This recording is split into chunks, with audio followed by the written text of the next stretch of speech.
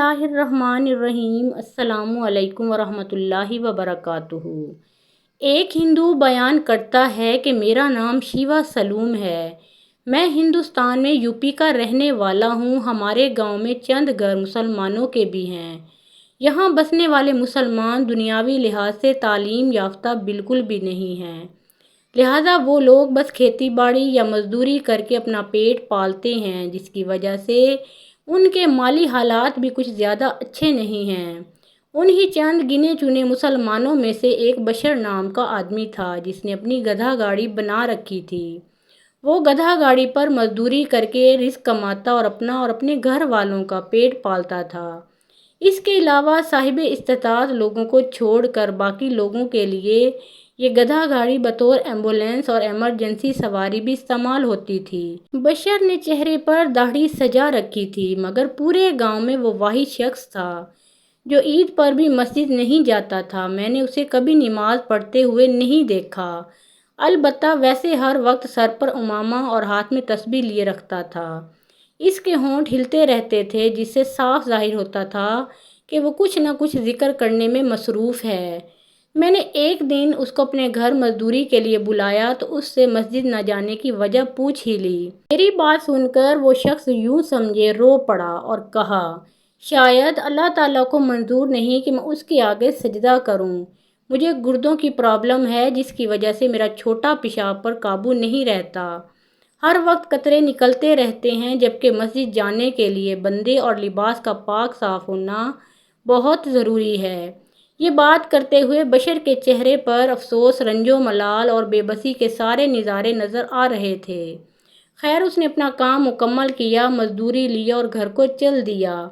ایک بار رمضان المبارک کا مہینہ تھا۔ ہمارے گاؤں میں ایک بیوہ مسلمان عورت اپنے 4 بچوں کے ساتھ رہتی تھی۔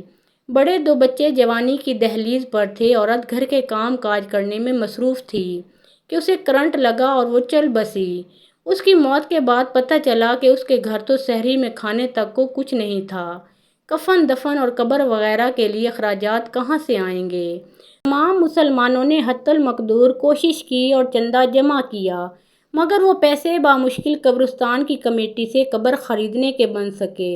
کفن وغیرہ خریدنے کے لیے اب بھی مزید پیسوں کی ضرورت تھی، اور اس ضرورت کو پورا کرنے کے لیے بشر نے اپنی گدھا گاڑی بیچ دی اور پیسوں سے مرحوم مسلمان عورت کے کفن دفن کا انتظام کیا، اور باقی پیسوں سے ہاتھ سے چلنے والی 2 ریہڑیاں خرید کر ایک پر خود پھل فروٹ لگا لیا، جبکہ دوسری پر ان یتیم مسلمان بچوں جن کے والدین گزر چکے تھے۔ گھر میں کمانے والا بھی کوئی نہیں تھا، ان میں سے بڑے بچے کو سبزی لگا کر دے دی۔ بشر سارا دن اس لڑکے کو ساتھ ملا کر مزدوری کرتا۔ شام کو دونوں اتنا کما لیتے کہ دونوں کے گھر روٹی بن جاتی۔ میں نے بشر سے پوچھا تھا کہ تمہارا اچھا بھلا گدھا گاڑی کا کام چل رہا تھا، تم نے محض ایک مردہ عورت کا تن ڈھانپنے کی خاطر وہ کیوں بیچ دی؟ اب کتنی مشقت کے بعد تمہارے گھر 2 وقت کی روٹی بنتی ہے، جبکہ پہلے پہل تم ایک آدھا پھیرا کر لیتے تھے تو تمہارا گزارا ہو جاتا تھا۔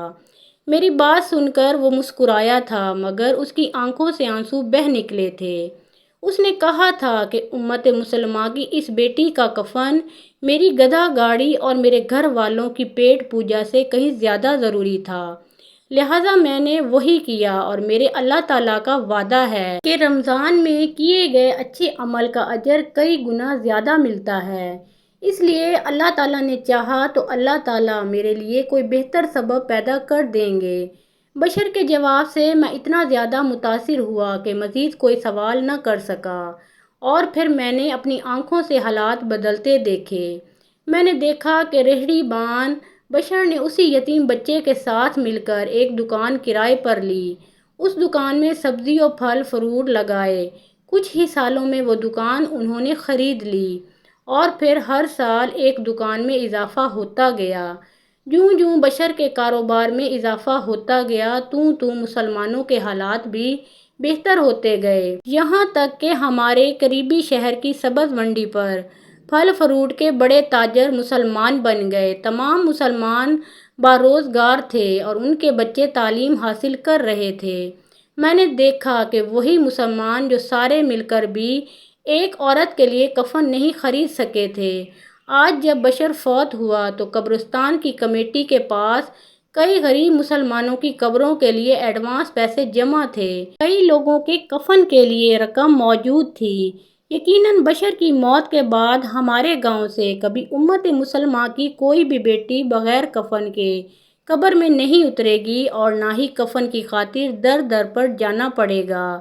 بشر کے بدلتے حالات کو دیکھ کر میں نے ایک ہی نتیجہ اخذ کیا کہ مسلمانوں کے لیے ایمان کا رشتہ خون کے رشتے سے بڑھ کر ہوتا ہے۔ محترم ناظرین کرام، یہ اللہ تعالیٰ کا قانون ہے کہ جب آپ دوسروں کے لیے جیتے ہیں اور دوسروں کی مدد کرتے ہیں اور دوسروں کے لیے مانگتے ہیں تو پھر آپ کو خود کے لیے مانگنے کی بھی ضرورت نہیں پڑتی۔ حقیقی زندگی تو دوسروں کے لیے جینا اور دوسروں کی خاطر اپنی خواہشات کی قربانی دینا ہے، اور یقیناً ایسے لوگ ہی اللہ تعالیٰ کے پسندیدہ ہیں۔